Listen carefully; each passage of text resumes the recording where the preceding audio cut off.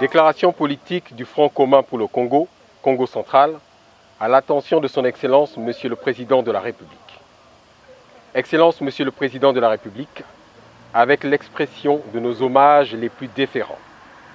Nous, représentants provinciaux des partis, regroupements politiques et personnalités membres du Front commun pour le Congo, Congo central, en sigle FCC-KC, réunis en ce jour, comme un seul homme, pour exprimer sans embâge notre soutien au bon fonctionnement des institutions de la République démocratique du Congo, ainsi que de notre jeune démocratie, étayant notre soutien par les considérations ci-après. 1. Le Front commun pour le Congo, Congo central, soutient sans réserve les institutions de la République. En l'occurrence, le Président de la République, le gouvernement, le Parlement et le pouvoir judiciaire. Il convient que les animateurs des institutions demeurent sans conteste attachés aux valeurs démocratiques et républicaines. Nous en appelons ainsi au strict respect de la Constitution ainsi que des lois de la République. 2. Le Front commun pour le Congo, Congo central, note la nécessité d'appliquer les dispositions constitutionnelles relatives notamment aux 40% des recettes à caractère national à prélever à la source, à la libération de la quotité des 20% des recettes du péage sous la route nationale numéro 1, ainsi qu'aux 10% des ressources des pétroliers producteurs telles que prévues par la loi sur les finances publiques. Étant entendu que ces ressources représentent un gage indispensable du développement de la province du Congo central. 3.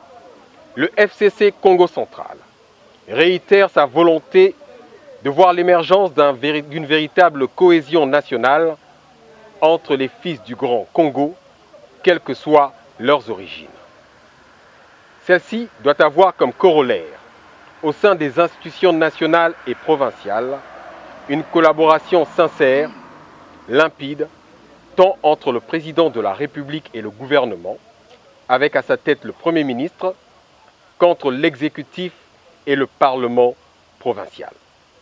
Car la coalition FCC-CACH doit avoir pour ultime dénominateur commun l'intérêt du peuple congolais. Ainsi, nous appelons au respect strict des accords signés entre les deux familles politiques, exigeant de la transparence et une vision commune, ayant toute prise des décisions importantes sans le respect des dispositions constitutionnelles.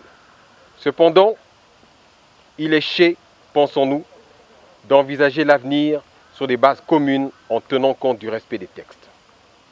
À ce propos, nous estimons que toute décision importante pour la nation doit être prise en envisageant les choses de façon commune.